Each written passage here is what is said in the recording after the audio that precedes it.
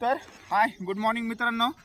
तर आज आपण असा वर्कआउट बघणार आहे की ज्या वर्कआउटने आपले जे जे पोरांना 1600 करते किंवा 5 किलोमीटर करते ती स्पीड वाढत नाही, कंटिन्यू रनिंग करू राहिले पण त्यांची काय आहे परफॉर्मन्स स्पीड वाढत नाही, लई दिवसापासून करते. पण त्यासाठी हा एक वर्कआउट सांगितला ते हप्त्यामधून एकदा ते दोनदा करायचा. तर हे वर्कआउट केला ना तुमची स्पीड नक्की वाढेल. हा वर्कआउट आहे त्याला म्हणजे फाटले गिरण. फाटल्या गिरण म्हणजे काय आहे, आता आपल्याकडे ग्राउंड अवेलेबल नाही ना, 400 मीटरच्या ट्रॅकवर किंवा 200 मीटर ट्रॅकवर एकदम भारी होतो.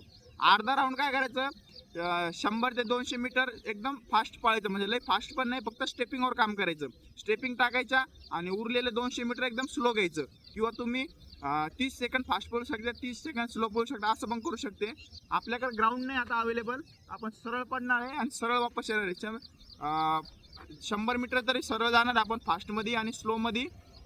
म्हणजे जेवढं आपण फास्ट गेलो त्याचं येताना काय करायचं, बॉडी रिलॅक्स करायची, परत कंटिन्यू रनिंग करायचं, थांबायचं नाही. कमीत कमी 30 मिनटं तरी 30-35 मिनटं कंटिन्यू केलं पाहिजे. हा वर्कआउट आहे, याने काय होतं आपला स्टॅमिना वाढतो, रिदम वाढतो, आपण आपली स्ट्रेंथ पॉवर वाढती, मेंटल फिटनेस वाढती. याने काय आहे, कारण की रनिंगमध्ये आपण जेव्हा दम लागतो आपल्याला तर सिग्नल येतं थांब थांब थांब थांब म्हणून. तर ह्यानी होत नाही, तर ह्यानी हाईच इम्प्रूव्ह होतं, आपलं स्टॅमिना इम्प्रूव्ह होतो किंवा आपलं स्पीड रनिंगचा फॉर्म ओके होतो. तर हा वर्कआउट कसा करायचा हे आपण बघणार आज. तर चला आता काय करा, फक्त स्टार्टिंगला स्टेपिंग टाकायचा, फास्ट वाढायचं नाही.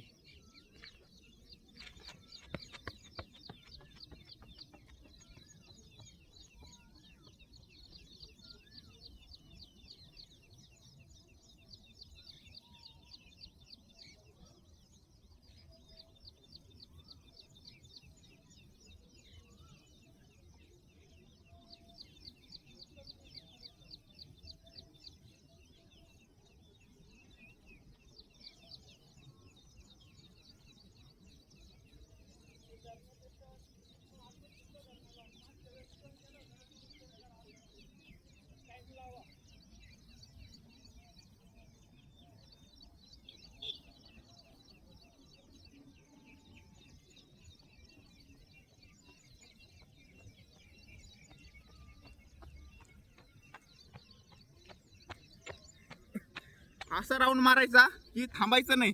आता आपण सांगितलं तरी थांबलो तर याने काय होतं, स्टॅमिना वाढतो, आपली स्ट्रेंथ पॉवर वाढती, हे इम्प्रूव्ह होतं. तर ह्याला और एक अजून ते आपण पुढच्या पार्टमध्ये बघणार आहे. तर ज्या ज्या पोरांना किंवा मुलामुलींना डेली रनिंग करते पण रनिंगमध्ये स्पीड येत नाही आणि टायमिंग कमी होत नाही, त्यांच्यासाठी हा वर्कआउट सगळ्यात बेस्ट आहे. हा वर्कआउट करा हप्त्यातून एकदा दोनदा, तुम्हाला रिझल्ट नक्की भेटेल. पण एक गोष्ट आहे, हा वर्कआउट थोडा हार्ड असतो. यायच्या टायमाला काय करायचं, येताना केळी नाही तर कॉफी घेऊन या, म्हणजे कसं एनर्जी जास्त लागते या वर्कआउटमध्ये. आणि पाणी सोबत राहून द्यायचं नॉर्मल पण, आणि त्याच्यात आपण इलेक्ट्रो टाकू शकतो किंवा लिंबू टाकू शकतो, ही गोष्ट लक्षात ठेवा.